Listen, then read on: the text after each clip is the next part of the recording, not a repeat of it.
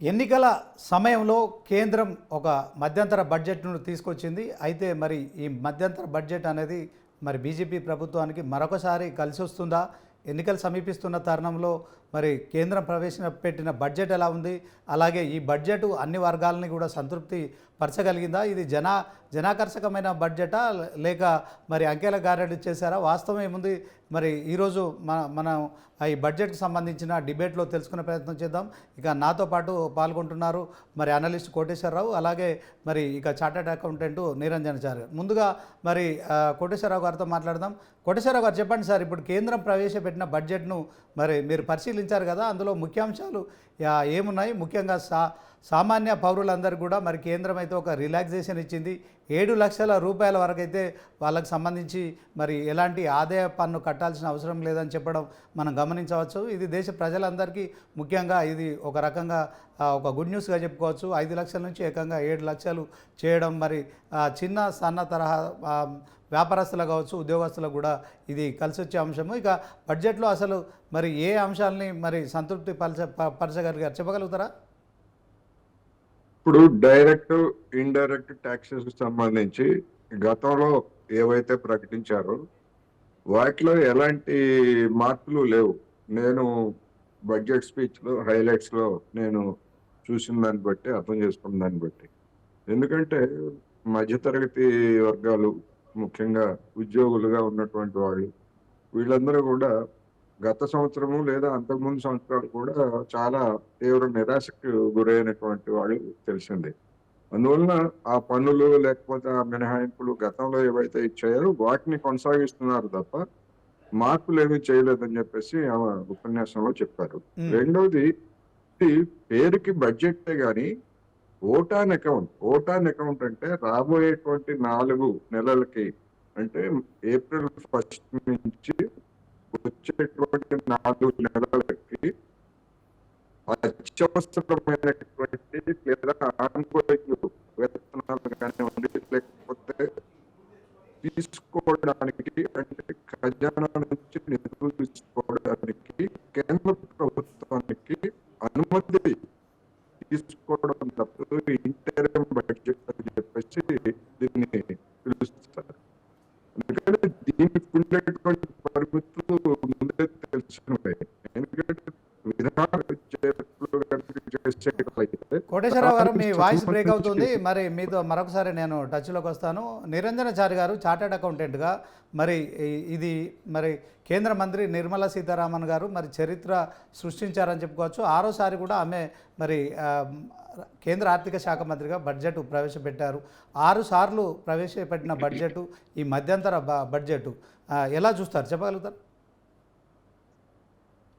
ముందుగా అందరికీ నమస్కారం అండి. నిజంగా నిర్మలా సీతారామన్ గారు ఈరోజు రికార్డు సృష్టించారు. వరుసలో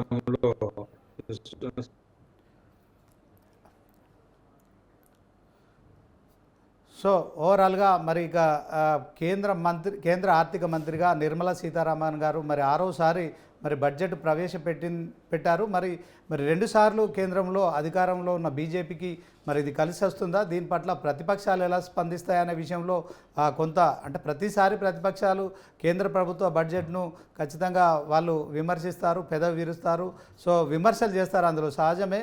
కానీ ఇప్పుడు మధ్యంతర బడ్జెట్ను కేంద్రం ప్రవేశపెట్టిన తర్వాత మరి దీనికి సంబంధించి మరి నిపుణులు ఏమంటారో తెలుసుకునే ప్రయత్నం చేద్దాం.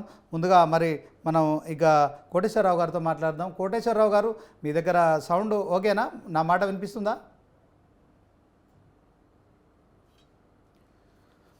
సో ఓవరాల్గా మరి కొంత టెక్నికల్ ప్రాబ్లంతో చార్టర్డ్ అకౌంట్ నిరంజనాచారి కావచ్చు, అలాగే కోటేశ్వరరావు టెక్నికల్ ప్రాబ్లం, వారి దగ్గర సౌండ్ ప్రాబ్లం ఉంది. సో ఓవరాల్గా ఈ బడ్జెట్ పట్ల మరి బడ్జెట్ ఎలా ఉంది, ఓవరాల్గా ఏ శాఖకి ఎంత కేటాయించారనే విషయంలో చూసుకున్నట్టయితే మరి రైల్వే శాఖకైతే పెద్దపీట వేసింది కేంద్ర ప్రభుత్వం. ఎందుకంటే ఈసారి మరి 2,55,000 కోట్ల రూపాయలను అయితే వెచ్చించింది. అలాగే ప్రజా పంపిణీ శాఖకు కూడా మరి 2,13,000 కోట్ల రూపాయలను కూడా కేటాయించడం జరిగింది. ఇక రక్షణ వ్యవస్థకు సంబంధించి హోంశాఖకు అయితే మరి 2,03 కోట్ల రూపాయలను కూడా కేటాయించింది. ముఖ్యంగా గ్రామీణాభివృద్ధి శాఖకు ఈసారి మరొకసారి కూడా పెద్దపీట వేసింది. మరి 1,77,000 కోట్లను కూడా ఈసారి ఈసారి కేంద్రం మరి మధ్యంతర బడ్జెట్లో మరి ఈ బడ్జెట్ పెట్టడం జరిగింది. అలాగే రసాయనాలు ఎరువులకు మరి 1,68,000 కోట్లను కూడా మరి కేంద్రం ప్రవేశపెట్టింది. అలాగే కమ్యూనికేషన్ రంగానికి కూడా ఈసారి మరి పెద్దపీట వేశారని చెప్పుకోవచ్చు. 1,37,000 కోట్ల రూపాయలను కూడా దీనికోసం అయితే కేటాయించడం జరిగింది. అలాగే వ్యవసాయం రైతు సంక్షేమానికి సంబంధించి చూసినట్లయితే మరి 1,27,000 కోట్లు మరి కేటాయించడం జరిగింది. మరి పెద్దల సభలో మరి కాసేపటి క్రితమే కేంద్ర ఆర్థిక మంత్రి నిర్మలా సీతారామన్ ప్రవేశపెట్టిన బడ్జెట్ మరి ప్రతిపక్షాలు ఏం మాట్లాడతాయో చూడాల్సిందే.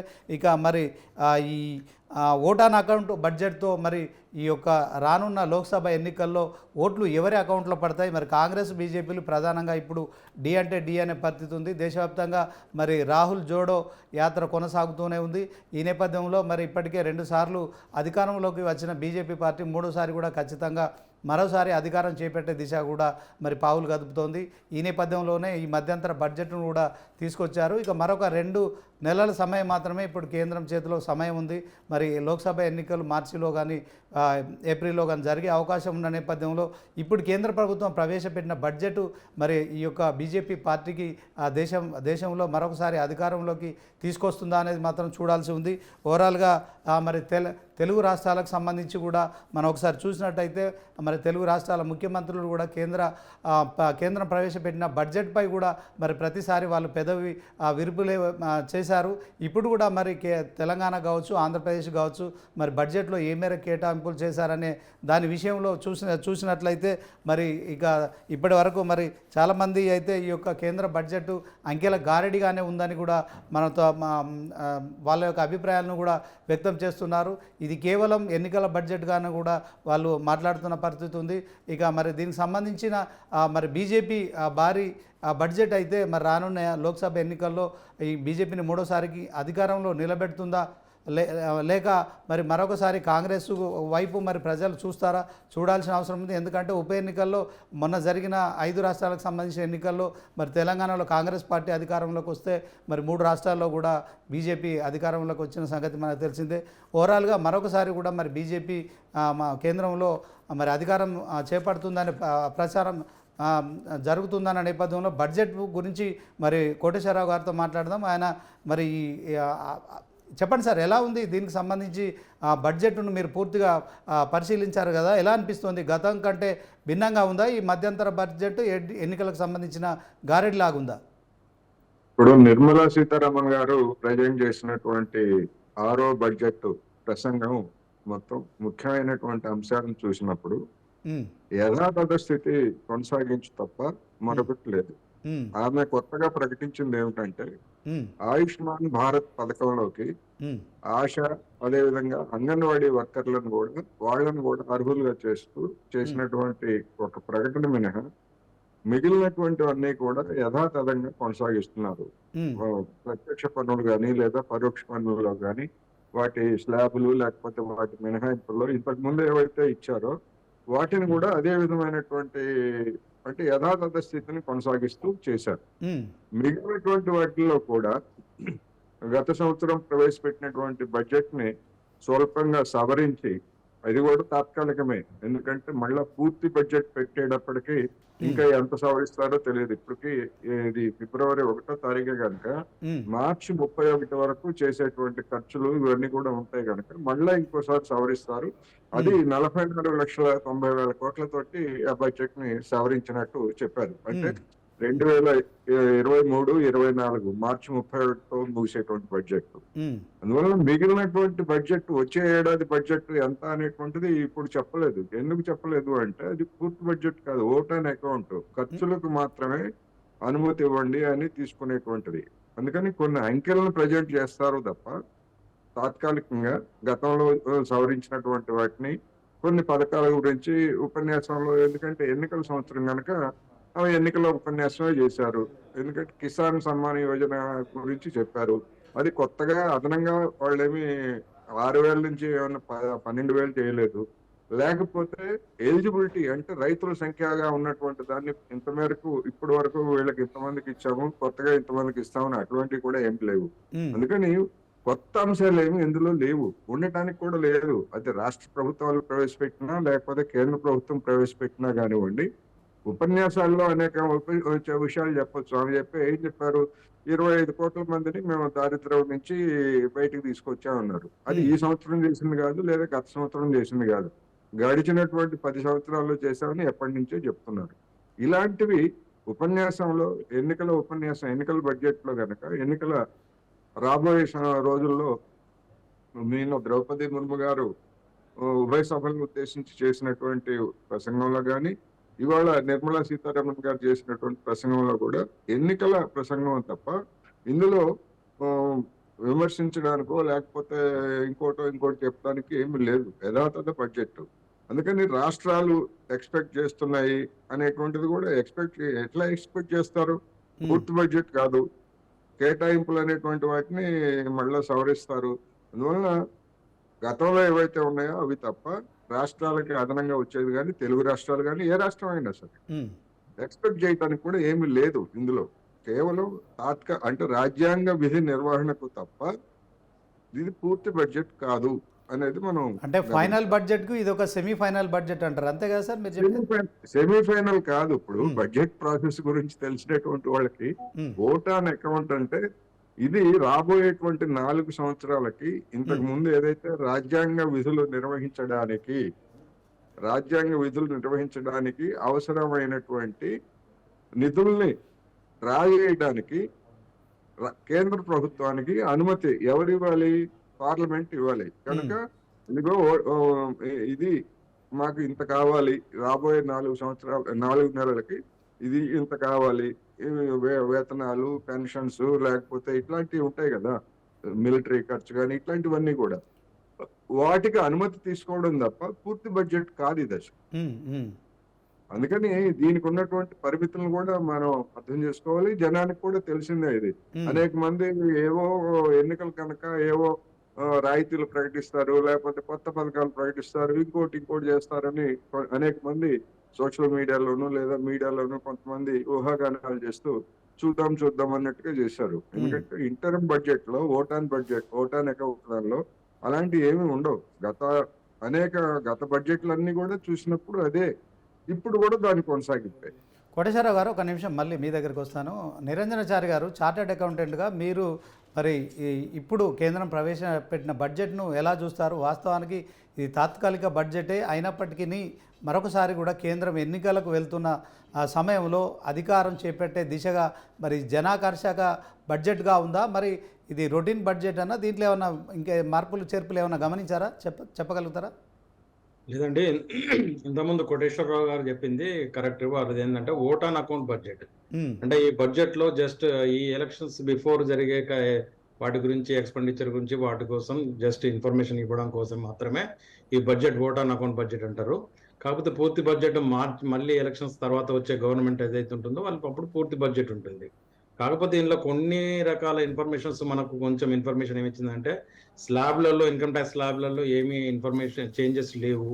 అలాగే ఒక యూత్ కోసం 1 లక్ష రూపాయల కార్పస్ ఫండ్ ఏర్పాటు చేస్తామని చెప్పి కొన్ని చెప్పడం, అలాగే పేదలు, యువత, రైతుల కోసం వాళ్ళ కోసం కొంత కేటాయించాలని చెప్పడం, ఇంటిగ్రేటెడ్ అక్వా పార్కులను కొన్ని చేస్తామని చెప్పడం, 3 కోట్ల మంది మహిళలను లక్షాధికారులు చేయాలనే లక్ష్యం పెట్టుకున్నామని, అంటే కొంచెం ఇన్ఫర్మేషన్ ఇచ్చారు తప్ప టోటల్గా ఎలక్షన్ ఓరియంటెడ్ బడ్జెట్ మాత్రం కాదు ఇది. ఇన్ఫ్రాస్ట్రక్చర్ డెవలప్మెంట్ కోసం గత 10 సంవత్సరాల నుంచి ఈ గవర్నమెంట్ చాలా కష్టపడుతుంది. ఎప్పుడైతే ఏ కంట్రీ అయినా డెవలప్మెంట్ ఇన్ఫ్రాస్ట్రక్చర్ మీద ఇన్ఫ్రాస్ట్రక్చర్ డెవలప్ అయితే ఆ కంట్రీ డెవలప్మెంట్ అయినట్లు లెక్క. కాకపోతే ఇక్కడ ఈ గవర్నమెంట్ టోటల్గా ఇన్ఫ్రాస్ట్రక్చర్ డెవలప్మెంట్ మీద చాలా ఎక్స్పెన్సెస్ లాస్ట్ 10 సంవత్సరాల నుంచి పెడుతుంది. ఇప్పటి ముందు కూడా పెట్టడానికి కూడా వాళ్ళు సంసిద్ధంగా ఉన్నట్టు చెప్పారు. ఎందుకంటే ఇంటిగ్రేటెడ్ అక్వా పార్కులను ఒకటి, అలాగే రైల్వే కొత్తగా 3 కారిడార్లను, port connectivity corridor, energy, mineral and cement కారిడార్లను, అలాగే 41,000 రైలు బోగీలను కొత్తగా వందే మాతరంకు తగ్గట్టు కన్వర్ట్ చేయడం అనేటి కొన్ని విషయాలు బాగా, అంటే ఇన్ఫ్రాస్ట్రక్చర్ మీద ఎక్కువ కాన్సన్ట్రేషన్ చేసిండ్రు. బట్ ఇది పూర్తి బడ్జెట్ కాదు. మరి ఒక్కసారి గుర్తుంచుకోవాలి, ఇంతకుముందు కోటేశ్వరరావు గారు చెప్పినట్టు ఇది పూర్తి బడ్జెట్ కాదు, మధ్యంతర బడ్జెట్ మాత్రమే. జస్ట్ వాళ్ళు ఏం చేయాలనుకున్నారో చెప్పారు, ఏం చేస్తామని బడ్జెట్ ఇన్ని లక్షలు ఇటు కేటాయించడం అనే ఇన్ఫర్మేషన్ ఇప్పుడు ఏది ఉండదు కూడా. ఇందులో ఈ తెలంగాణకు ఆంధ్రప్రదేశ్కి ఇంత తెలంగాణకి ఇంత అన్న విషయం కూడా స్పష్టంగా ఉండదు. Only just vote on account budget కాబట్టి ఓట్ ఆన్ అకౌంట్ బడ్జెట్లో ఏదైతే ఇన్ఫర్మేషన్ ఇవ్వాలో అది మాత్రమే ఇచ్చారు. నెక్స్ట్ ఇది ఎలక్షన్ కోసం పెట్టిన బడ్జెట్ కాదు, జనరల్ ఫార్మాలిటీస్ కోసం వచ్చిన బడ్జెట్ మాత్రమే అని చెప్పుకోవచ్చు. అంటే మరొకసారి కూడా కేంద్రం సామాన్య పౌరులను కూడా మరి టార్గెట్ చేసింది. అంటే వాళ్ళ ఆదాయ పరిమితికి సంబంధించి మరి పెంపొందించడం దీన్ని ఎట్లా చూస్తారు? ఇప్పుడు లాస్ట్ టైం ఏదైతే బడ్జెట్ లో ప్రవేశపెట్టిన స్లాబ్ రేట్స్ ఉన్నాయో అవే కంటిన్యూ అవుతున్నాయి. డైరెక్ట్ ట్యాక్సెస్ కావచ్చు, ఇండైరెక్ట్ ట్యాక్సెస్ కావచ్చు, అవన్నీ అలాగే బడ్జెట్ లో కంటిన్యూ అవుతాయి. బట్ ఇప్పుడు ఏంటంటే ఈ 2-3 మంత్స్ కోసము ఎలక్షన్స్ అయ్యేంత వరకు ఆ తర్వాత వచ్చే ఫుల్ ఫ్లెడ్జ్ బడ్జెట్ లో టోటల్ ఇన్ఫర్మేషన్ ఉంటుంది. ఇప్పుడు 7 లక్షలకు వ్యక్తిగత ఆదాయ పరిమితికి సంబంధించి 7 లక్షలకు పెంచారు కదా, అది 7 లక్షలు కాదు. ఇంతకుముందు న్యూ ఇన్కమ్ ట్యాక్స్ ప్రొవిజన్స్ 2 రకాలుగా ఉన్నాయి. ఒకటి న్యూ ప్రొవిజన్, ఒకటి old provision. Income tax new provision లో ఆల్రెడీ మనకు ఎగ్జామ్షన్ 7 lakhs వరకు వస్తుంది న్యూ ప్రొవిజన్ లో. సో దాన్నే కంటిన్యూ చేస్తున్నాం అని చెప్పారు. అంతే తప్ప కొత్త ప్రొవిజన్ మనకి అడిషనల్ గా ఇవ్వలేదు ఇప్పుడు. సో మరి దీంట్లో రైల్వే శాఖకు బడ్జెట్ లాగానే చూడాలి, పూర్తి బడ్జెట్ లాగా మనం చూడకూడదు ఇందులో. ఎందుకంటే అలాట్మెంట్ ఉండదు, వేరే వాళ్ళ కేటాయింపులు ఉండవు, ఏది ఉండవు. Just election expending. యాక్చువల్గా చెప్పాలంటే ఈ ఎలక్షన్ వరకు రాజ్యాంగబద్ధంగా ఏవైతే వర్క్స్ జరగాలనో అవి మాత్రమే ఇవ్వడానికి మాత్రమే ఎక్స్పెన్సెస్ పెట్టి వాటిని పర్మిషన్ తీసుకోవడానికి మాత్రం పెట్టే బడ్జెట్ మాత్రమే అనొచ్చు. అంటే గతంలో మిగిలిపోయిన పనులకు సంబంధించిన ఆదాయానికి సంబంధించిన పరిమితులు తీసుకునేందుకు మరి ఇది ఫైనల్ బడ్జెట్గా మనం భావించవచ్చా? లేదండి, ఫైనల్ బడ్జెట్ అనేది ఎట్టి పరిస్థితులు కాదు. అంటే గత మార్చిలో ప్రవేశపెట్టిన బడ్జెట్ ఏదైతే ఉందో కేంద్రము, దానికి సంబంధించిన కొన్ని మిగిలిపోయిన పనులకు సంబంధించిన బడ్జెట్ అనుకోవచ్చా దీన్ని? లేదు, గత ప్రభుత్వంలో ప్రవేశపెట్టిన బడ్జెట్లో ఏవైతే ఉన్నాయో అవన్నీ వాళ్ళు చేస్తున్నారు. దానిలో మిగిలిపోయినట్టు ఏం లేవు. దానికి అడిషనల్ గా మళ్ళీ కొన్ని యాడ్ చేసుకుంటూ వెళ్ళిపోతుంటారు. లక్షద్వీప్ ను పర్యాటక రంగాన్ని చేద్దాం అనుకున్నారు. ఇండియాను ఒక స్పిరిచువల్ టూరిజం గా డెవలప్ చేయాలని ప్లాన్ చేస్తున్నారు. అట్లాగే ఏ లక్ష్యం మనం వీళ్ళన్ని జనరల్ గా చెప్తుంటారు ఇక్కడ. అంటే ఇండైరెక్ట్ ట్యాక్సెస్ ఇన్ని రెట్లు పెరిగింది, కొత్త ట్యాక్స్ రూపకంగా ఇంత వస్తున్నారు, ఇంతమంది ట్యాక్స్ పరిధిలోకి వస్తున్నారు, ఇట్లా జనరల్ గా చెప్తారు. కానీ పర్టికులర్ కేటాయింపులు జరిగేది మాత్రము ఫుల్ బడ్జెట్లు మాత్రమే కేటాయింపులు జరుగుతుంటాయి. ఓకే, కోటేశ్వరరావు గారు మీరు చెప్పండి. 25 కోట్ల మంది యువతకి మరి ఈ యొక్క ముద్ర రుణాలు అంటున్నారు, తర్వాత పారిశ్రామిక రంగంలో కూడా పెట్టుబడులు పెంచే దిశగా కూడా మేము చేస్తామంటున్నారు. దీన్ని ఎలా చూస్తారు? ఇది ఎన్నికల బడ్జెట్గా చూడలేమా? ఇవన్నీ జనాకర్షక పథకాలు కావా? ఉపన్యాసం వేరు, ఉపన్యాసంలో చెప్పేటువంటి అంశాలు వేరు. యాక్చువల్గా కేటాయింపులు లేదా పథకాలు రూపొందించడం అనేటువంటి బడ్జెట్ వేరు. ఇది కేవలం ఉపన్యాసం చేశారు అవంతే. మేము అది చేయాలనుకుంటున్నాం, ఇది చేయాలనుకుంటున్నాము అని ఉపన్యాసం చెప్పారు. ఎందుకని రేపు ఇదే ఈ చెప్పినటువంటి అంశాలే రేపు ఎన్నికల్లో బీజేపీ లేదా బీజేపీ మిత్రపక్షాలుగా ఉన్నటువంటి వాళ్ళు రేపు ప్రచారం చేయబోతారు. ఈ విషయాలన్నీ నిన్న ద్రౌపది ముర్ము గారి ఉభయ సభల పార్లమెంటు సమావేశాల ప్రారంభంలో కూడా చెప్పారు. ఎందుకంటే అది ప్రభుత్వం రూపొందించినటువంటి ఉపన్యాసం కనుక ప్రభుత్వ విధానపరమైనటువంటి దానిగానే మనం చూసుకోవాలి. అందుకని ఈ యూత్ గురించి చెప్పినా లేదా మహిళల గురించి చెప్పినా లేకపోతే ఇంకోళ్ళ గురించి చెప్పినా కానీ ఇవన్నీ కూడా ఊరికే జుమ్లా అంటారు కదా అమిత్ షా గారి భాషలో, ఇవన్నీ ప్రచారం కోసం చెప్పినటువంటి మాటలు. అయితే ఏదో ఒకటి చెప్పాలి కనుక గతంలో ఇంత ఉన్నటువంటి పన్నులు ఇప్పుడు ఎంత పెరిగాయి, అది కొత్త విషయంగా ఉంది. అందులో పన్నులు పెరిగాయి అనేటువంటిది ఎప్పటి నుంచో చెప్తున్నారు, పెరుగుతాయి. ఎందుకంటే ఇన్ఫ్లేషన్ అనేటువంటిది పెరుగుతూ ఉంది. కరోనా లాంటి విపత్కర పరిస్థితులను కూడా ఈ దేశం ఎదుర్కొంది. అయిపోయిందిగా, కరోనా అయిపోయి ఇప్పుడు 2వ సంవత్సరం 3వ సంవత్సరం వచ్చింది కదా. కరోనా గురించి ఇంకా చెప్పుకోవడానికి ఏమీ లేదు. సాధారణ పరిస్థితులకు వచ్చామని చెప్పేసి ఎప్పుడో ప్రకటించారు. సాధారణ పరిస్థితులకు వచ్చిన తర్వాత దేశ ఆర్థిక వ్యవస్థ పురోగమిస్తా ఉందా తిరోగమిస్తా ఉందా అనేటువంటి దాని మీదనే ఆ కష్టాలు నష్టాలు కోటేశ్వరరావు గారు, ఆ కష్టాలు నష్టాలన్నీ మనం భర్తీ చేసుకున్నామా? ఈ యొక్క మరి జీవన పౌరులకు సంబంధించి ఇది ఒక మెరుగుపడింది అంటారా? కొంత ఆర్థిక వ్యవస్థ మెరుగుపడలేదు. ఎందుకు మెరుగుపడలేదు అంటే దానికి ఇప్పుడు కరోనాకి ముందు కేంద్ర ప్రభుత్వం ఉచితంగా ఆహార ధాన్యాలు ఇచ్చిందా? ఇవ్వలేదు కదా. ఉచితంగా ఆహార ధాన్యాలు ఇవ్వలేదు. సబ్సిడీ మీద ఆహార ధాన్యాలు ఇచ్చింది. ప్రజా పంపిణీ వ్యవస్థ ద్వారా సబ్సిడీ మీద ఆహార ధాన్యాలు ఇచ్చింది. రేషన్ కార్డులు ఉన్న వారికి కూడా బియ్యం సరఫరా చేసింది అదనంగా. నేను అదే చెప్తున్నా. రేషన్ కార్డులు ఉన్నటువంటి అంటే బీపీఎల్ ఉన్నటువంటి వాళ్ళకేమో సబ్సిడీ తోటి, ఏపీఎల్ అబవ్ పావర్టీ లైన్ ఉన్నటువంటి వాళ్ళకేమో నిర్ణయించినటువంటి వాళ్ళకి సబ్సిడీ లేకుండా ఇచ్చినటువంటి అది వేరు. అది రెగ్యులర్ గా ఉంది. ఇది వాళ్ళకి కొత్తగా వచ్చింది కాదు. ఇప్పుడు నరేంద్ర మోడీ గారు ఇంతకు ముందు అనౌన్స్ చేసింది ఏమిటి? బడ్జెట్ తో నిమిత్తం లేకుండానే మరొక 5 సంవత్సరాల పాటు దేశంలో మేము ఉచితంగా 5 కిలోల బియ్యము లేకపోతే గోధుమలు ఇట్లాంటివి ఇస్తాము అని చెప్పేసి 5 సంవత్సరాల పాటు ఇస్తామని చెప్పారు. అంటే దాని అర్థం ఏమిటి? ఇంకొక వైపు నుంచి చూస్తే పరిస్థితులు దిగజారాయి.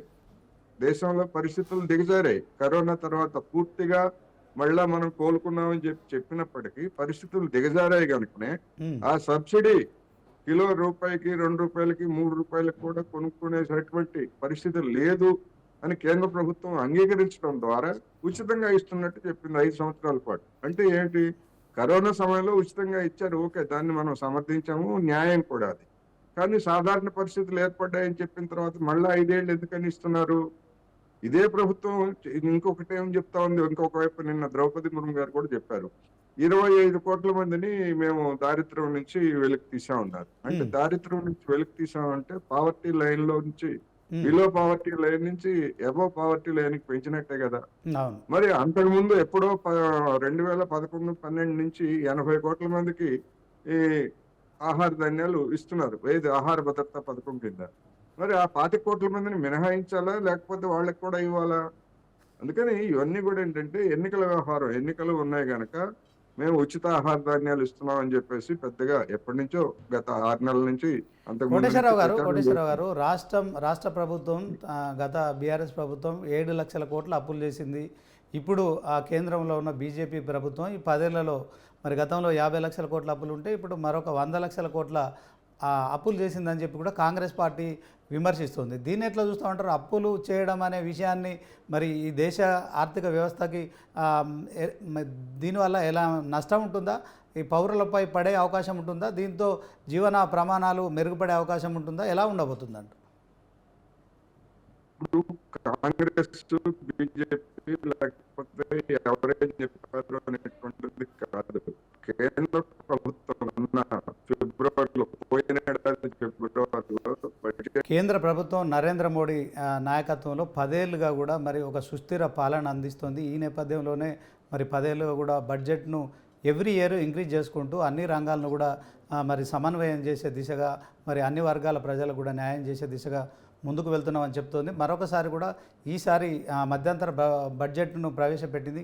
మరి నిన్న లోక్సభ సమావేశాలు ప్రారంభమైనాయి. ఇక ఈరోజు మరి కేంద్ర ఆర్థిక శాఖ మంత్రి నిర్మలా సీతారామన్ కూడా మరి బడ్జెట్ను మరొకసారి మధ్యంతర బడ్జెట్ను ప్రవేశపెట్టారు. ఈ బడ్జెట్లో మరి వాస్తవానికి దీనికి సంబంధించింది హ్యాట్రిక్ కోసము ఇది ఉపయోగపడుతుందా, లేక మరి ఓటాన్ అకౌంట్ బడ్జెట్ వల్ల మరి ఓట్లు ఎవరి అకౌంట్లో పడతాయో మరి మనం వాస్తవానికి బడ్జెట్పై మరి నిపుణులు ఇద్దరు కూడా ఉన్నారు, నిరంజన్ చారి అలాగే కోటేశ్వరరావు గారు. వారితో మరొకసారి కూడా బ్రేక్ తర్వాత కంటిన్యూ అవుదాం. చెప్పండి నిరంజన్ చారి గారు, ఇప్పుడు 10 ఏళ్ళుగా కూడా కేంద్రంలో ఉన్న ప్రభుత్వం ప్రతి ఏడాది మరి ప్రజల కోసం మేము భారీ బడ్జెట్లు తెస్తున్నామని చెప్తుంది. మరి 10 ఏళ్ళుగా కూడా మరి ఈ బడ్జెట్ ఎలా ఉంది? మీలాంటి చార్టెడ్ అకౌంటెంట్లకు సంబంధించి గతంలో ఉన్న దానికి దీనికి ఏదైనా భిన్నత్వం ఉందా, రొటీన్గా ఉందా, ప్రజల జీవన స్థితిగతులు మెరుగుపడే విధంగా ఉందా, చెప్పగలుగుతారా? డెఫినెట్గా అండి. 10 ఏళ్ళుగా జీవన స్థితిగతులు పడ్డాయి అనడంలో అతిశయోక్తి కాదు. ఇంతకుముందు వారు చెప్పినట్టు కరోనా టైంలో కంటే ముందు, కరోనా టైంలో తర్వాత అన్నప్పుడు కూడా బీజేపీ గవర్నమెంట్ ఎప్పుడు కూడా ఉచితాలకు ఎప్పుడు ఎక్కువ ఇంపార్టెన్స్ ఎక్కడ కూడా ఇవ్వలేదు. కరోనా తర్వాత మనకున్న ప్రాబ్లమ్స్ను బట్టి, మనకున్న ఇక్కడ ఉన్న పరిస్థితులను బట్టి, అప్పుడున్న వాటికి ప్రకారం మనకు ఉచితాలు ఇవ్వాల్సి వచ్చింది. వాటిని కొన్ని కంటిన్యూ చేస్తున్నారు ఇప్పుడు. కానీ మనకు కరోనా తర్వాత మన జీడిపి, ప్రపంచంలోనే జీడిపి మనము 5th పొజిషన్లోకి వచ్చాము. అంటే ఆల్మోస్ట్ అందరి జీవన స్థితిగతులు మెరుగుపడ్డాయి అనడంలో దీనిలో అతిశయోక్తి కాదు. మనము ఒకవేళ మెరుగుపడలేదు అనుకుంటే మనం ఇంకా జీడిపిలో అట్టడుగుల్లో వెళ్ళిపోయే వాళ్ళం. 2000 మన కరోనా టైం తర్వాత మన అందరి కూడా ఈ మన ఇది లెవెల్ ఆఫ్ లివింగ్ అనేది పెరిగింది. ఉమ్, మీరు డిజిటల్ ట్రాన్సాక్షన్ చూడండి, కొన్ని 600 అంటే 600% ఇంక్రీజ్ అయినాయి అవి. ఉమ్. అంటే అలాగే ఒక డిజిటల్ పెద్ద ట్రాన్సాక్షన్స్ ఉపద్రవాన్ని కూడా ఆత్మనిర్భర్ భారతదేశం భారత్ తట్టుకుంది. ఇలాగా లక్షల ఉమ్, ఆత్మనిర్భర్ భారత్ తర్వాత ఎంఎస్ఎంఈలు కొత్తగా వచ్చినాయి. దాని ద్వారా కొత్త ఎంప్లాయ్మెంట్ ఆపర్చునిటీ క్రియేట్ అయినాయి. ఈ రోజు మనము ఇండియా నుంచి ఎక్స్పోర్ట్ చేసే పొజిషన్లోకి వెళ్ళాం. ఎక్స్పోర్ట్ చేసే మన చిప్స్ కానీ, కొన్ని కండక్టర్స్ కానీ, కొన్ని వెపన్స్ కానీ, కొన్ని మన ఆర్మ్స్ కానీ మనం ప్రొడక్షన్ చేసుకొని బయట కంట్రీస్కి ఎక్స్పోర్ట్ చేసే పొజిషన్లోకి వెళ్ళాం. ఉమ్. అంటే ఇట్స్ ఇంక్రీజ్ అయింది, డెఫినెట్గా అది ఇంక్రీజ్ అయింది. అంటే 10 ఏళ్లలో ఈ సాధించడం అంటే చాలా గ్రేట్ ఈ విషయం మనకు.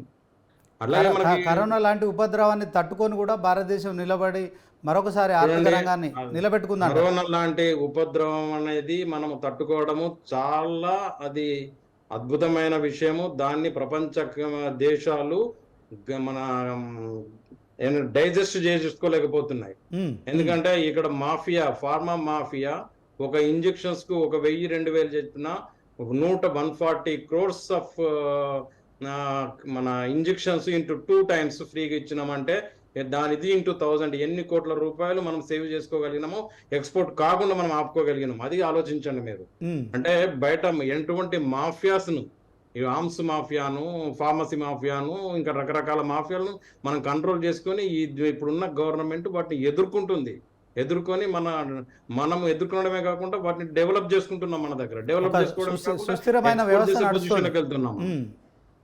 చైనా సరిహద్దులో చైనా, పాకిస్తాన్ లాంటి అంటే మన పొరుగు దేశాలు కూడా ఎప్పటికప్పుడు కవ్వింపు చర్యలు చేపడుతున్నాయి. మన దేశంలో కాశ్మీర్ లాంటి అంశం కూడా మరి మనకు ఎప్పటికప్పుడు భారతదేశానికి పాకిస్తాన్ తో ముప్పు కాదండి, భారతదేశానికి చైనాతో ముప్పు ఇప్పుడు కాదు, 20 సంవత్సరాల తర్వాత డెఫినెట్ గా ఉంటుంది. మన భారతదేశాన్ని కబలించాలని చెప్పేసి, భారతదేశాన్ని అష్టదిగ్బంధనం చేయాలనే ఉద్దేశంతో అటు బంగ్లాదేశ్ కు, అటు పాకిస్తాన్ కు, ఇటు భూటాన్ కు, ఇటు టిబెట్ కు, అటు నేపాల్ కు, శ్రీలంకకు, మాల్దీవ్స్ కు, వీళ్ళన్నిటికీ ఇంటర్నల్ గా మేము సపోర్ట్ చేద్దామని చెప్పి వాళ్ళకు ఫండింగ్ ఇచ్చుటూ వాళ్ళ కంట్రీస్ అన్ని కూడా వాళ్ళని లోపర్చుకొని వాళ్ళతోని చైనా వాళ్ళు ఏ విధంగా అంటే ఆ విధంగా మలుచుకోవడానికి వాళ్ళు ప్లాన్ చేసి మూకుమ్మడి దాడి ఇండియా మీద ఏ విధంగా చేయాలో ఆ విధంగా ప్లాన్ చేస్తున్నాయి. వీటిని ఎప్పటికప్పుడు ఇప్పుడున్న గవర్నమెంట్ ఎదుర్కొంటూ వాటిని కంట్రోల్ చేసుకుంటూ ఉంటుంది. సర్జికల్ స్ట్రైక్ ద్వారా శాంతి భద్రతలు కాపాడుతుంది. అలా అందులో ఎలాంటి డౌట్ ఇంటర్నల్ లేదు. సెక్యూరిటీ విషయంలో ఈ గవర్నమెంట్ ఎక్కడ కూడా కాంప్రమైజ్ అవ్వట్లేదు. ఎక్స్టర్నల్ అఫైర్స్ లో ఇప్పుడు అద్భుతమైన ఎక్స్టర్నల్ అఫైర్స్ మీరు ఆలోచించండి. ఒక దేశానికి యుద్ధం అయినప్పుడు మన పాలసీ ఏ విధంగా ఉండాలో వాళ్ళకి నిర్విధంగా ఖచ్చితంగా మనం చెప్పగలిగినాం. మనం ఈ ఎక్స్టర్నల్ పాలసీ బయట కంట్రీస్ ఎన్ని ఆంక్షలు విధిస్తున్నా కూడా మన ఎక్స్టర్నల్ పాలసీ ఏ విధంగా ఉంటుందో మా ఎక్స్టర్నల్ పాలసీ అది ఇంటర్నల్ విషయము, మీరు ఎవరు కూడా ఇన్వాల్వ్ కావద్దని చెప్పి క్లియర్ గా ప్రపంచ దేశాలకు మనము సూచించినాము. అటువంటి మన కోసం ఒక యుద్ధం ఆపి మన స్టూడెంట్స్ ను బయటకు తీసుకొచ్చి, ప్రపంచ చరిత్రలో ఎప్పుడైనా విన్నారండి మీరు? మన కోసం ఒక దేశంకు యుద్ధం ఆపి యుద్ధంలో మన స్టూడెంట్స్ ను బయటకు తీసుకురావడం అనే విషయాన్ని ఎప్పుడన్నా ఆపే చూసారా?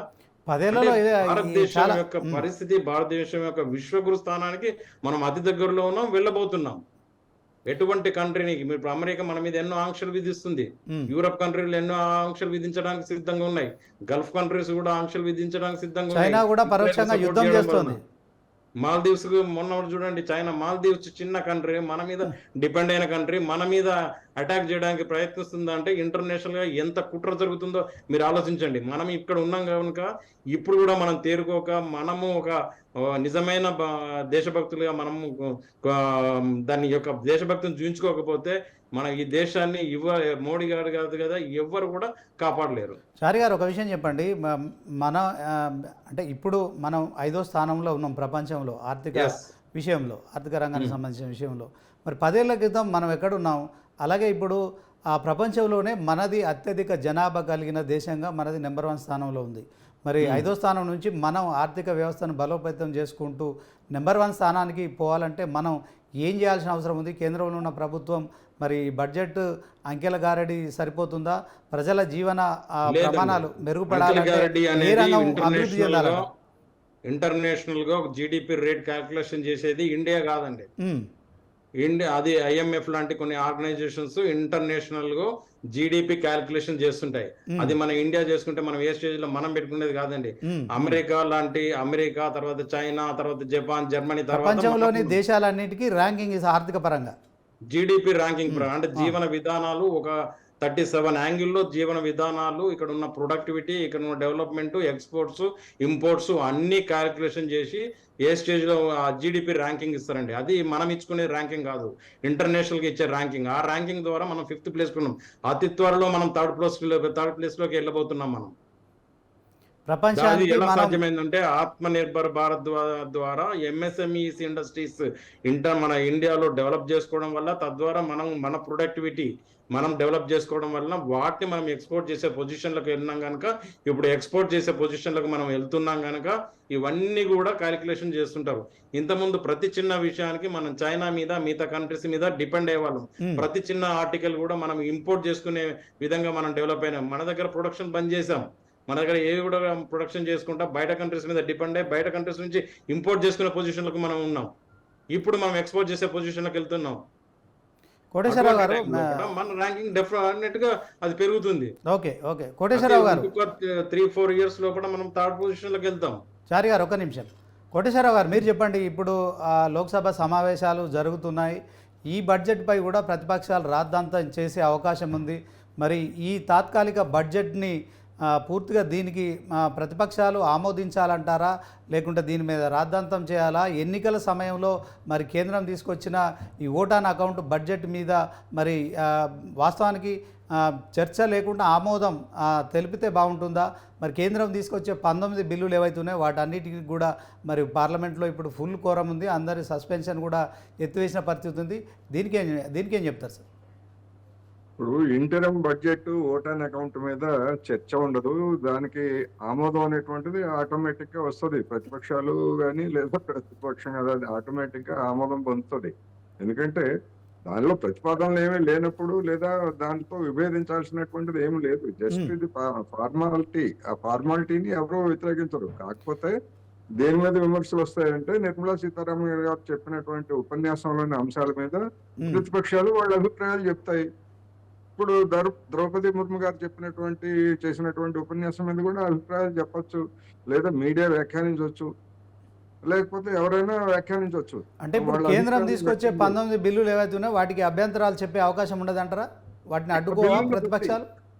ఆ బిల్లులను బట్టి ఆ బిల్లులు ఎవరికి ఉపయోగపడతాయి, ఎవరి కోసం ఉద్దేశించారు అనేటువంటి దాన్ని బట్టి ప్రతిపక్షాలకు వాటి మీద స్పందించేటువంటి హక్కు ఉంటది. దాన్ని మనం కాదనలేము. అది ఆ బిల్లుల మీద అందులో ఎవరి కోసం ఉద్దేశించారు, దేనికోసం ఉద్దేశించారు అనేటువంటి దాన్ని బట్టి ప్రతిపక్షాల స్పందన ఉంటుంది. ఆ బిల్లులు పెట్టినప్పుడు ప్రతిపక్షాల స్పందన ఏమిటనేటువంటిది మనం చూడాలి.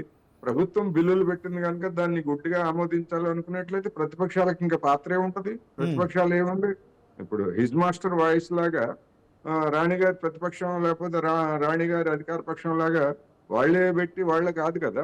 డెమోక్రసీ అంటే బీజేపీకి ఫుల్ సపోర్ట్, అంటే ఫుల్ మెజారిటీ ఉంది కనుక ఈ బిల్లుల విషయంలో ప్రతిపక్షాలు ఆమోదించుకుంటారు. ఎందుకంటే మెజారిటీ ఉంది కనుక ఆమోదించుకుంటారు. కానీ ఆమోదించుకున్నంత మాత్రాన ప్రతిపక్షాలు దాన్ని విమర్శించకూడదని ఏమి లేదు కదా. ప్రతిపక్షాలు విమర్శ చేయొచ్చు, దానిలో ఉన్నటువంటి తప్పులొప్పులు చెప్పొచ్చు. ప్రతి పార్లమెంటు సమావేశాలు కూడా మనం చూస్తున్నాం. 10 ఏళ్ళుగా సరే సుస్థిరంగా బీజేపీ అధికారంలో ఉంది కేంద్రంలో. ఇక ఇప్పుడు కాంగ్రెస్ పార్టీ మరొకసారి కూడా మరి ఈ లోక్సభలో ఖచ్చితంగా గట్టిగా పోటీ ఇచ్చే పరిస్థితి ఉంది. అయితే ఈ నేపథ్యంలో పార్లమెంటు సమావేశాలు ప్రజా సమస్యల మీద కాకుండా మరి కేవలం రాజకీయ అంశాలను తీసుకొని మాత్రమే రాద్ధాంతం చేయడము, ప్రజాధనం కోట్ల రూపాయలు వృధా కావడం, దీన్ని ఎట్లా చూస్తారు? ఈ సమావేశాల్లో మీరు చెప్పేటువంటివి ఏవి జరగవండి. లాంఛనప్రాయంగా ప్రభుత్వము తమ బిల్లుల్ని ఆమోదించుకోవడానికి 9వ తారీఖు వరకు మాత్రమే ఈ సమావేశాలు జరుగుతాయి. అంటే ఇది ఒక బిజినెస్ లైక్ సెషన్ తప్ప దీని మీద చర్చలు, రాద్ధాంతాలు లేకపోతే ఇంకోటి అటువంటి ఏమీ ఉండవు. అంటే ఈ 19 బిల్లులు ఏవైతున్నాయో ఈ 19 బిల్లులకు సంబంధించి చూసిన తర్వాత కాంగ్రెస్ పార్టీ కావచ్చు, మిగతా ఇతర ప్రతిపక్షాలు కావచ్చు, అంటే ఏవైతే అంశాలు లేవో ఆ అంశాల గురించి మాట్లాడకుండా పార్లమెంటులోకి అక్రమంగా ప్రవేశించిన ఇష్యూ మీద ఇష్యూ చేయడానికి ఈ పార్లమెంటు సమయాన్ని వృధా చేయడము, ఇట్లాంటి అంశాల కన్నా ఎలక్షన్ వస్తున్న సమయంలో మరి అర్థవంతంగా చర్చ జరగాలంటారా 9వ తారీఖు వరకైనా? ఇప్పుడు అది బిజినెస్ అడ్వైజరీ కమిటీ ఏమి నిర్ణయిస్తుంది ఏమిటి అనేటువంటి దాన్ని బట్టి మనకు తెలుస్తుంది. ఇవాళ రేపుల్లో తెలుస్తుంది. ఇక్కడ సమస్య ఏంటంటే పార్లమెంట్ లో జరిగినటువంటి దాడికి సంబంధించి పార్లమెంట్ కి వచ్చి ప్రధానమంత్రి గాని హోమ్ మినిస్టర్ గాని ప్రకటన చేయడానికి వాళ్ళకి ధైర్యం లేకపోయింది. ఇంకొక ఇప్పటికీ అంశం కూడా ఉంది సార్, మణిపూర్లో మరి అంత పెద్ద అల్లర్లు జరిగినప్పుడు అదే కూడా చెప్తున్నా ఉమ్, మణిపూర్ లో అంత జరుగుతూ ఉంటే వాళ్ళ ప్రభుత్వం అక్కడ అధికారంలో ఉంటే ఉమ్, ఆర్టికల్ 355 ప్రకారం ఉమ్, ఆర్టికల్ 356 ప్రకారం రాష్ట్రపతి పాలన విధించాలి. కానీ ఉమ్, రాష్ట్రపతి పాలన విధించకుండా ఆర్టికల్ 355 అంటే అక్కడ ఉన్నటువంటి శాంతి భద్రతల యంత్రాంగం మొత్తాన్ని కేంద్ర ప్రభుత్వం తీసుకుంది. ఉమ్, అక్కడ ముఖ్యమంత్రి లేకపోతే మంత్రులు ఏం చేస్తున్నారంటే బుగ్గ కార్లు వేసుకొని తిరుగుతూ ప్రజాధనాన్ని ఖర్చు చేస్తున్నారు తప్ప ఉమ్, అక్కడ వాళ్ళు చేసేటువంటి పాలన గాని లేదా శాంతి భద్రతల పరిరక్షణ గాని వాళ్ళకేం బాధ్యత లేదు. మొత్తం కేంద్ర ప్రభుత్వం తీసుకుంది ఇప్పుడు. ఉమ్, అటువంటి పాలనలో అటువంటి దానిలో ఇంతవరకు ప్రధానమంత్రి గారు వెళ్ళి అక్కడ మైతీలు అదే విధంగా గిరిజనుల మధ్య తలెత్తినటువంటి అపోహలను కానివ్వండి లేదా విభేదాలను కానీ ఏ విధంగా పరిష్కరిస్తారు లేదా వాళ్ళకి రెండు వర్గాలని సమాధాన పరిచే విధంగా వెళ్ళటానికి ఇంతవరకు ప్రధానమంత్రి అక్కడికి వెళ్ళలేదు. ఉమ్, మరి ఇప్పుడు దేశంలో మేము అది సాధించాము ఇది సాధించాము మేము విశ్వగురువులు ప్రపంచానికే పాఠాలు చెప్తారు, మంచిదే, ఉమ్, చెప్పనివ్వండి. భారతదేశానికి ప్రతిష్ట పెరుగుతుంది ఉమ్. ప్రపంచానికి పాఠాలు చెప్తే. కానీ మణిపూర్ ఎందుకు వెళ్ళరు? ఎక్కడెక్కడికో వెళ్ళొస్తారు తప్ప ప్రపంచంలో అనేక దేశాలకు వెళ్ళి వచ్చినటువంటి ప్రధానమంత్రి మణిపూర్ ఎందుకు వెళ్ళరు? ఒక్క నిమిషం కోటేశ్వరరావు గారు, నిరంజనాచారి గారు మీరు చెప్పండి, ఈ ఘటనలు మీరు ఎట్లా చూస్తారు? ఎందుకంటే మణిపూర్ ఇష్యూ దేశవ్యాప్తంగా మరి మీడియాలో సోషల్ మీడియాలో ఎంత సంచలనం కలిగించిందో మనకు తెలిసిందే. అలాగే మరి దేశ భద్రతకు సంబంధించి పార్లమెంట్లోకి మరి అగంతకులు ప్రవేశించడం వీటి పట్ల ఏం చెప్తారండి? సార్ ఇక్కడ ఒకటి మనం గుర్తుంచుకోవాలి, ప్రజెంట్ ఉన్న గవర్నమెంట్ చాలా స్ట్రాంగ్గా ఉంది. ఉమ్, ఈ స్ట్రాంగ్గా ఉన్నప్పుడు ఇంటర్నేషనల్గా చాలా మన మీద ప్రయత్నం చేస్తారు. ఎందుకంటే ఈ గవర్నమెంట్ కూల్చాలని చెప్పి. ఉమ్, గవర్నమెంట్ని కూల్చాలంటే ఇంటర్నల్ రెవల్యూషన్స్ మనకు తెలియకుండానే మన దగ్గర ఇన్వాల్వ్ అయ్యి మన వాళ్ళ దగ్గరనే చిచ్చులు పెట్టి అక్కడ రెవల్యూషన్ అంటే రెవల్యూషన్ అంతర్గత కలహాలు, ఉమ్, మత కలహాలు సృష్టించి రెవల్యూషన్ క్రియేట్ చేసేసి అస్థిరతను చేసేసి గవర్నమెంట్ పడగొట్టాలి. గవర్నమెంట్ చాతనైతే గవర్నమెంట్ అంటే మణిపూర్ను కూడా మరో కాశ్మీర్ చేద్దాం అనుకుంటున్నారంటారా మీరు? నాట్ ఓన్లీ మణిపూర్ అండి, అదొకటి ఇప్పుడు మనకు ఉన్న విషయాలలో ఒకటి. ఎందుకంటే state governments law and order అన్ని కూడా స్టేట్ గవర్నమెంట్ కంట్రోల్లో ఉంటాయి. సెంట్రల్ గవర్నమెంట్ ఎప్పుడు కూడా స్టేట్ గవర్నమెంట్ లో ఇన్వాల్వ్ కాదు. స్టేట్ గవర్నమెంట్ కంట్రోల్ తప్పినప్పుడు మాత్రమే సెంట్రల్ గవర్నమెంట్ ఇన్వాల్వ్ అవుతుంది. అక్కడ ఏదైతే state government unable to control the position ఉన్నప్పుడు మాత్రమే సెంట్రల్ గవర్నమెంట్ ఇన్వాల్వ్ అవుతుంది. ఆ లా అండ్ ఆర్డర్ అన్ని కూడా స్టేట్ గవర్నమెంట్ పాలసీలో ఉంటాయి. ఇదేంటంటే not only the issue, Manipur అంశము స్టేట్ గవర్నమెంట్ పరిధిలో ఉంటుంది, ఒప్పుకుంటాం. మరి లోక్సభలోకి అగంతకులు రావడం సెంట్రల్ గవర్నమెంట్ తీసుకుంది మణిపూర్ ఆర్టికల్ 355 అక్కడ అమల్లో ఉంది ఇప్పుడు. సార్ గారు ఏం చెప్తారు? మరి పార్లమెంట్ అనేది సంబంధించింది పూర్తిగా కేంద్ర ప్రభుత్వం ఆధీనంలో ఉంటుంది. చాలా సెన్సిటివ్ ఇష్యూస్ ఉన్నాయండి మణిపూర్ లో. ఆ సెన్సిటివ్ ఇష్యూని కంట్రోల్ చేయడానికి సెంట్రల్ గవర్నమెంట్ డెఫినెట్ గా తీసుకుంటుంది. అది రాజకీయంగా ఎవరి రోల్ వాళ్ళు ప్లే చేస్తున్నారు అక్కడ, బట్ అది కరెక్ట్ కాదు. డెఫినెట్ గా అది కంట్రోల్ చేస్తుంది. కాశ్మీర్ లాంటి 75 సంవత్సరాలుగా రావణ కాష్టం లాగా కాలిన కాశ్మీర్ నే కంట్రోల్ చేసింది. ఆఫ్టర్ ఆల్ మణిపూర్ అనేది పెద్ద సమస్య కాదు వాళ్ళకు. కోటేశ్వరరావు గారు, సరే బడ్జెట్ విషయానికి వద్దాము. అక్కడ ఉన్న సిచ్యువేషన్స్, అక్కడ ఉన్న ప్రాబ్లమ్స్ అవన్నీ చేసిన తర్వాత అప్పుడు వాళ్ళు నిర్ణయం తీసుకుంటారు. మనలాగా ఇమీడియట్ గా వెళ్ళి అక్కడ ఏం చేయలేకపోయారు, అక్కడ కంట్రోల్ చేయలేకపోయారు. ఇది చిన్న విషయాలు ఇవన్నీ. మనం అంటే మనకు పెద్దగా అనిపించవచ్చు, కానీ వాళ్ళకున్న ప్రాబ్లమ్స్, వాళ్ళకున్న ఇంటర్నల్ రిపోర్ట్స్ ప్రకారం, ఇంటర్నల్ ఇంటెలిజెన్స్ రిపోర్ట్స్ ప్రకారం వాళ్ళు ఏం చేయాలో అది ప్లాన్ చేస్తారు. 75 సంవత్సరాలుగా రామకాష్టంగా కాలిందండి కాశ్మీర్. ఎట్లా కంట్రోల్ చేశారు?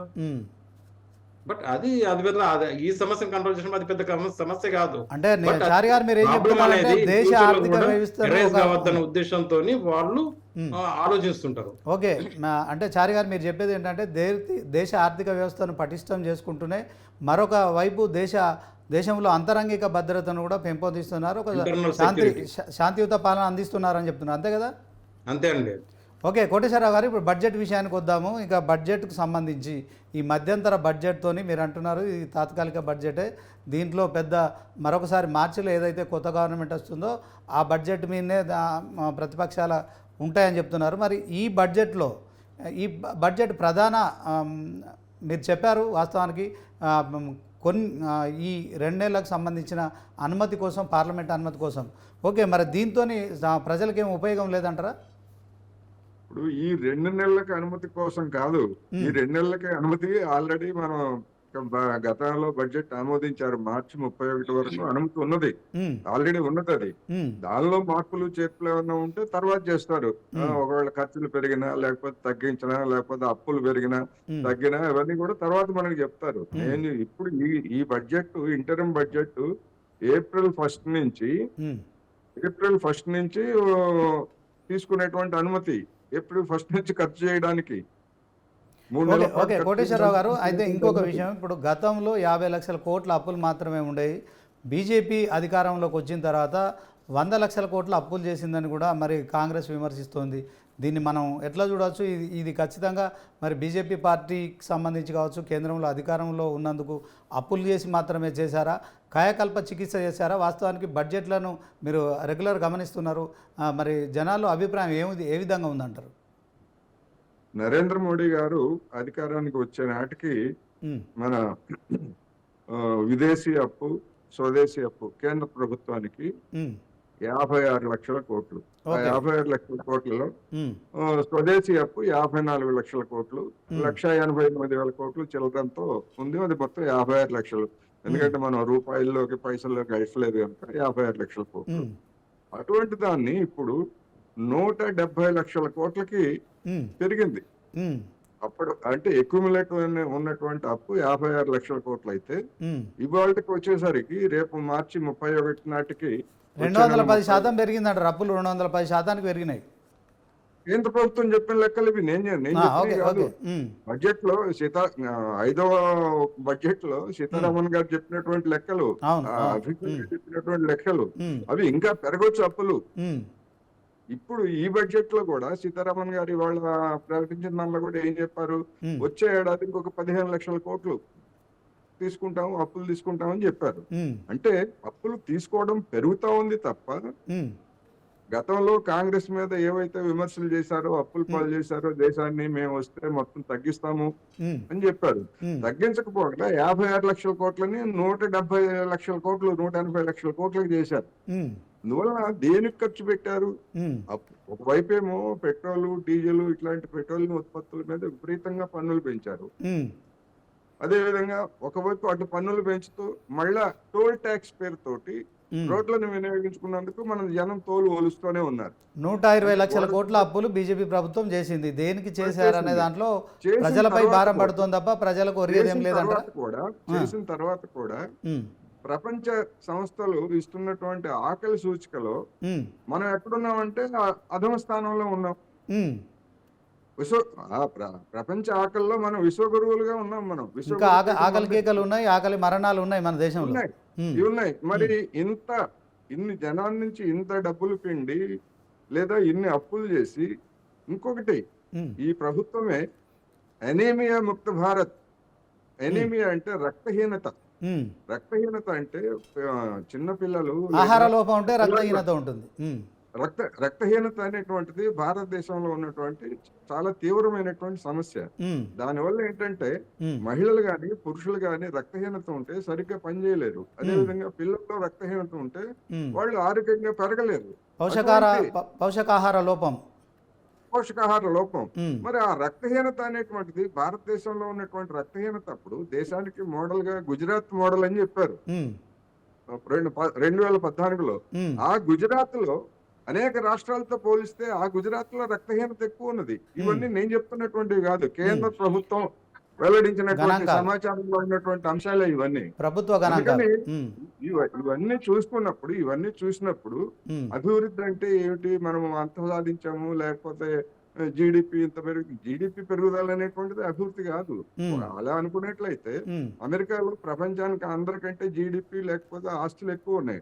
అటువంటి అమెరికాలో దరిద్రులు ఉన్నారు కదా ఆకలి కోసం. ఇక్కడ ఎట్లాగైతే మనకి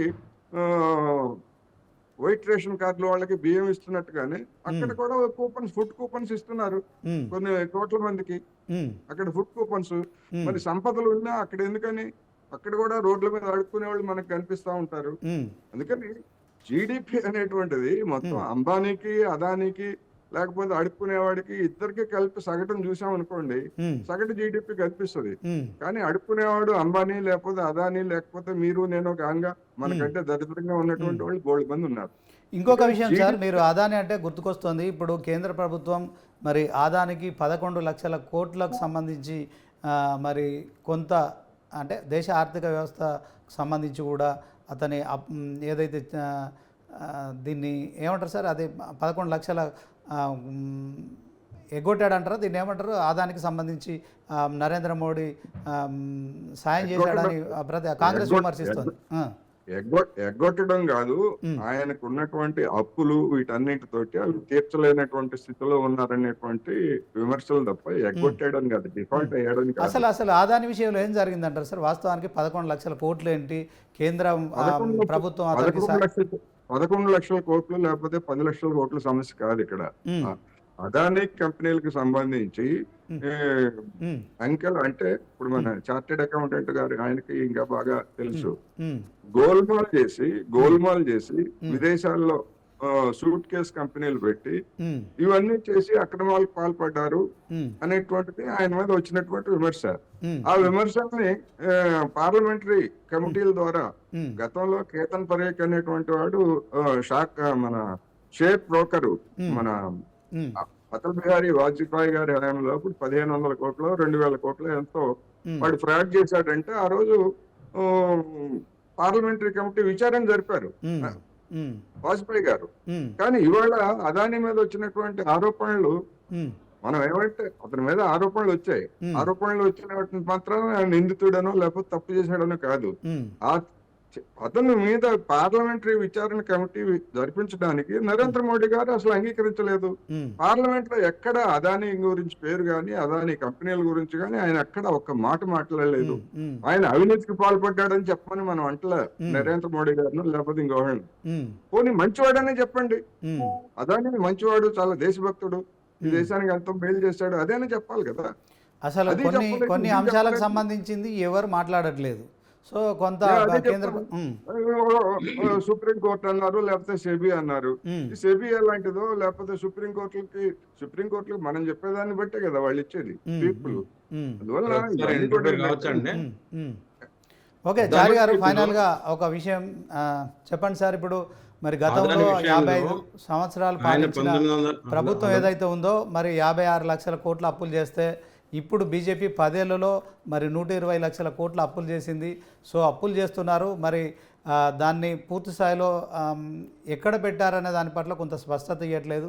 ముఖ్యంగా అదానీ లాంటి వ్యక్తులకు కూడా కేంద్రంలో ఉన్న మరి సర్కారు మరి కొంత మద్దతు తెలుపుతోంది. సో దాని మీద మరి ప్రధాని లాంటి వ్యక్తి మాట్లాడట్లేదు. సో దీని పట్ల ప్రజల్లో కొంత అయోమయం ఉంది. ఈ అయోమయాలన్నీ మరి దీనికి ముగింపు పలుకుతారా? ఇప్పటికే దీన్ని ప్రతిపక్షాలు అయితే ఖచ్చితంగా మరొక టాపిక్గా తీసుకున్నాయి. పోయిన ఆ లోక్సభ ఈ పార్లమెంట్ సమావేశాల్లో కూడా దీని మీద రాద్ధాంతం చేశాయి. దీని గురించి ఏం చెప్తారు సార్? ఒకటి, ఫస్ట్ మనము 1,55,000 కోట్ల రూపాయల 1,70,000 కోట్ల రూపాయలు ఎంతమంది మీరు అన్నది 1,76,000 కోట్లు. ఫస్ట్ మనము 2014లో మన బడ్జెట్ ఎస్టిమేషన్ 17,94,000 కోట్లు. 2023లో 41,87,000 కోట్లు. అంటే ఈ బడ్జెట్ ఎస్టిమేషన్ చూడండి. అంటే అప్పుడు ఇండియా బడ్జెట్ ఒకటి 17,94,000 కోట్లు. 2.5 పెంచుకున్నాం బడ్జెట్ ను 2023 1,87,000 కోట్ల మనము బడ్జెట్ లో ఉన్నాం ఇప్పుడు. బట్ ఆ పర్సంటేజ్ టైంలో చూస్తే అది పెద్ద వేరియేషన్, పెద్ద చేంజెస్ ఏం రాలేదు. ఇంకొకటి ఏంటంటే ఇక్కడ జరిగేది ఇన్ఫ్రాస్ట్రక్చర్ డెవలప్మెంట్. మీరు గుర్తుంచుకోండి, లోన్లలో short term loans, long term loans రెండు ఉంటాయండి. మీరు కూడా ఉత్పాదక రంగాన్ని అభివృద్ధి చేసేందుకు అప్పులు తెస్తున్నా అంటారు, అంతే కదా? ఉత్పాదక రంగం కాదు, ఇన్ఫ్రాస్ట్రక్చర్ డెవలప్మెంట్. ఏదైతే మనము షార్ట్ టర్మ్ లోన్స్ అనేవి రెగ్యులర్ గా జరిగే ఎక్స్పెన్సెస్ కోసం తీసుకొచ్చేది short term loans. Long term loans అనేది ఇన్వెస్ట్మెంట్ అండ్ పర్మనెంట్ మనకు ఇన్ఫ్రాస్ట్రక్చర్ డెవలప్ అయితే దాని మీద వచ్చే ఇన్కమ్ జనరేట్ అయ్యే వాటి మీద ఇన్వెస్ట్మెంట్ పెట్టే దానికోసం వచ్చేది లోన్స్ అనేటివి అవి లాంగ్ టర్మ్ లోన్స్. ఇక్కడ మనకు మన బడ్జెట్ లో 17 లక్షల నుంచి ఇన్వెస్ట్మెంట్ 41 లక్షకి ఇంక్రీజ్ అయింది. మరి కేంద్రంతో పాటు రాష్ట్రం కూడా అప్పులు చేస్తోంది. మరి ఈ 10 ఏళ్ల కాలంలో తెలంగాణ ప్రభుత్వం 7 లక్షల కోట్ల అప్పులు చేసిందని కూడా ఇక్కడున్న ప్రస్తుత ముఖ్యమంత్రి రేవంత్ రెడ్డి విమర్శిస్తున్నారు. దీని గురించి ఏం చెప్తారు? అది స్టేట్ పాలసీ అండి. ఇంకోటి మీరు నేను మళ్ళీ తర్వాత ఆ విషయానికి వస్తా. ఆదాని గురించి చెప్తున్నాను ఫస్ట్ అండి. ఓకే. ఆదాని అనే పర్సన్ మనకు ఆయన హిస్టరీ ఆలోచించినట్టుంటే 2014 వరకే పెద్ద ఇండస్ట్రియలిస్ట్ ఆయన. ఆయన చాలా చాలా అవార్డులు అందుకున్నాడు, ఎన్నో రకాల ఇండస్ట్రీస్ డెవలప్ చేసి ఉండ్రు. దట్ అది 2014 వరకు ఈజ్ ద కాంగ్రెస్ ఉంది. 1919 లో Adani group developed in port Mundra. 2000 లో ఒక ఎడిబుల్ ఆయిల్ అంటే కంపెనీ. మీరు ఏం చెప్తున్నారంటే బీజేపీ ప్రభుత్వం తయారు చేసిన వ్యక్తి కాదు, ఆయన కాంగ్రెస్ అధికారంలో 2014 వరకు is the well known person. అతను ఉత్పాదక రంగాన్ని డెవలప్ చేస్తున్నాడు, రైట్. ఒక దాని నుంచి గవర్నమెంట్ కు తద్వారా నేషన్ కి ఎంత సాక్రిఫైస్ చేస్తున్నాడు అని సెకండరీ ఇష్యూ. బట్ రెండో విషయం ఏంటంటే కోట్ల రూపాయలు ఆయనది అక్కడ ఎవడో ఒక తలక మాసినోడు ఎక్కడ బయట కంట్రీస్ లో ఒక న్యూస్ వచ్చింది, ఇంటర్నల్ ట్రేడింగ్ జరుగుతుందని చెప్పేసి. మన దగ్గర ఏమైంది, ఆ న్యూస్ తోని మన దగ్గర మొత్తం షేర్లన్నీ పడిపోయినాయి. దాంతో కొంతవరకు డెఫినెట్ గా కొంత వర్త్ అనేది రిడ్యూస్ అవుతుంది. అది రిలయన్స్ లో ఏదో జరిగింది, ఎస్బీఐ లో ఏదో జరిగింది అని ఒక చిన్న కామెంట్ రానియండి ఆటోమేటిక్ గా. ఒకప్పుడు మీరు చూసారు ఐసిఐసిఐ బ్యాంక్ ఏదో జరిగిందంటే షేర్ మార్కెట్ చేసింది. అట్లాగే ఒక రూమర్ మీద జరిగిన ఇష్యూ. ఇది కేవలం రూమరే అంటారా ఆదాని ఇష్యూ? ఇది సెబీ అనేది రిపోర్ట్ ఇవ్వాలి. సెబీ రిపోర్ట్ ఇచ్చిన తర్వాత వీళ్ళ మీద కేసులు ఫైల్ అయినాయి. సెబీ రిపోర్ట్ ఇచ్చింది, ఎంక్వైరీ అయింది, ఇన్వెస్టిగేషన్ అయింది, సుప్రీంకోర్టు డిసిషన్ ఇచ్చింది. Okay okay okay. దీని గురించి మోడీ ఎందుకు మాట్లాడాలండి? Okay okay. సో ఇది కేవలం రూమర్ మాత్రమే. మరి బడ్జెట్ డిబేట్లో మరి చారి గారు, అలాగే మరి ఇక దీనికి సంబంధించిన మరి అనలిస్ట్ కోటేశ్వరరావు గారు కూడా మరి బడ్జెట్లో పాల్గొన్నారు. Thank you sir, thank you very much. మరి ఒక సుదీర్ఘమైన డిబేట్లో మరి ఈరోజు ఒక బడ్జెట్ ప్రవేశపెట్టిన రోజున మీరు డిబేట్లో పార్టిసిపేట్ చేసినందుకు thank you very much. So అలాగే మరి ఇప్పుడు తాత్కాలిక బడ్జెట్ అయినప్పటికీ కూడా ఇది కొంత కేంద్ర ప్రభుత్వానికి కీలకంగా మనం చెప్పుకోవచ్చు. ఎందుకంటే బడ్జెట్ ప్రవేశపెట్టే అవకాశం కేవలం అధికార పార్టీకి మాత్రమే ఉంటుంది.